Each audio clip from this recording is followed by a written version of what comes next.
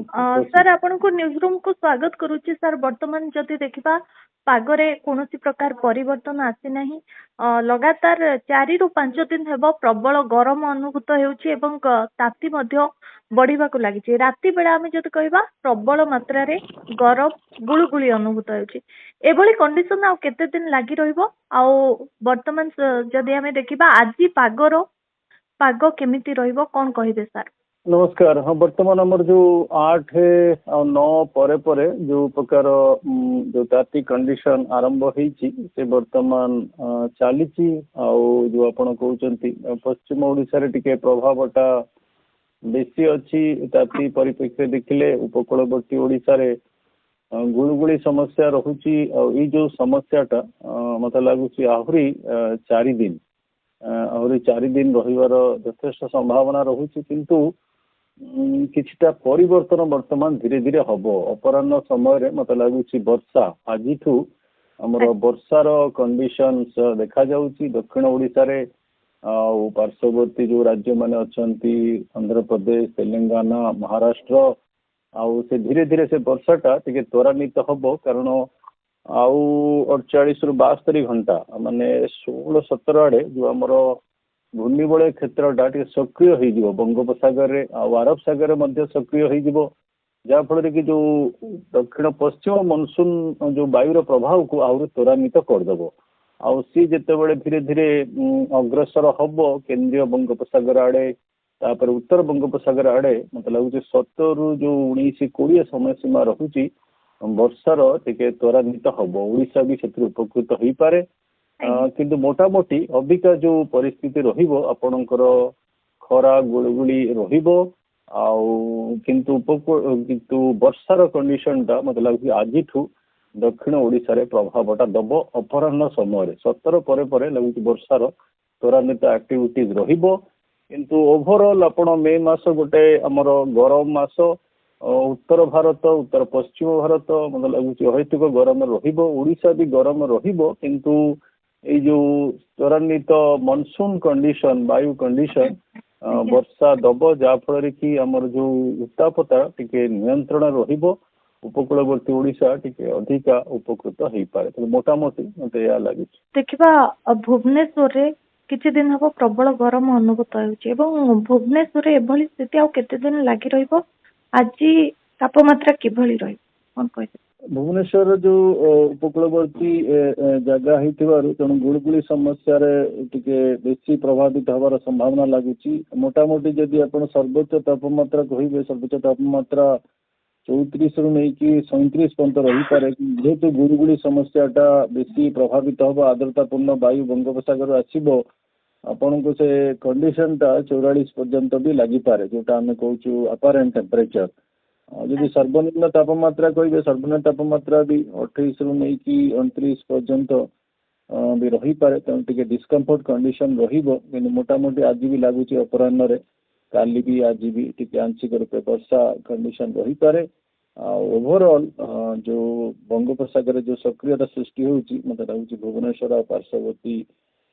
जो स्थान अच्छी ओडिशार मनसून जो कंडीशन डेवलप होउची लघुचाप जनित कंडीशन रू वर्षा मध्य पाई पारे 17 परे तार स्थिति टिके भल लगुच।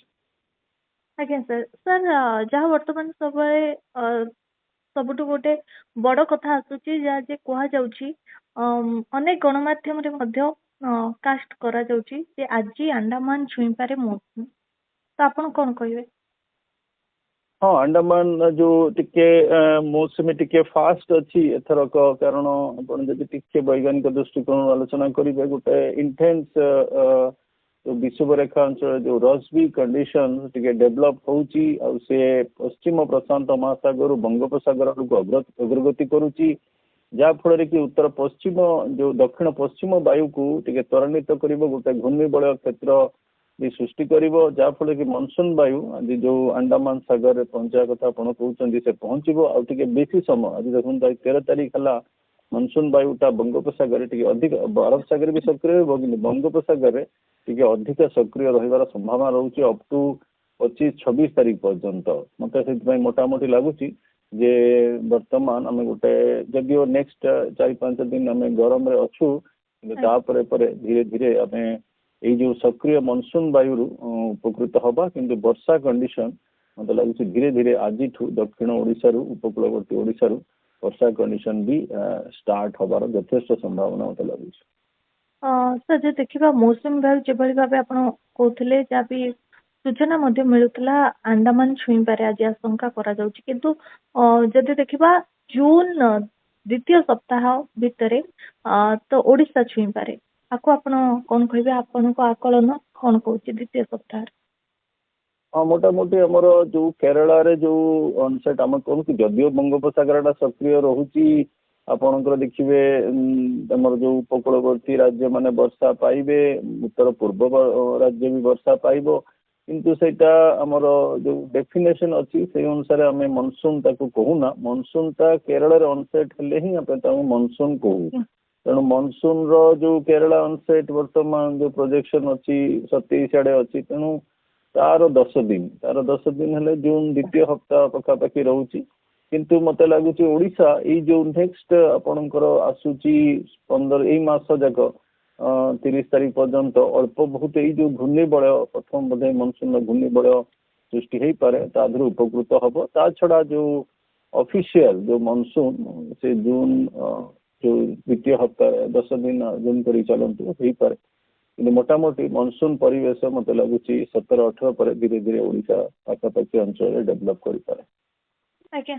ସାର୍, ଯଦି ଦେଖିବା ଆଜି ସର୍ବୋଚ୍ଚ ତାପମାତ୍ରା କେତେ ଯାଏ ଛୁଇଁପାରେ ଏବଂ ସର୍ବନିମ୍ନ ତାପମାତ୍ରା, ତାକୁ ନେଇ କଣ କହିବେ?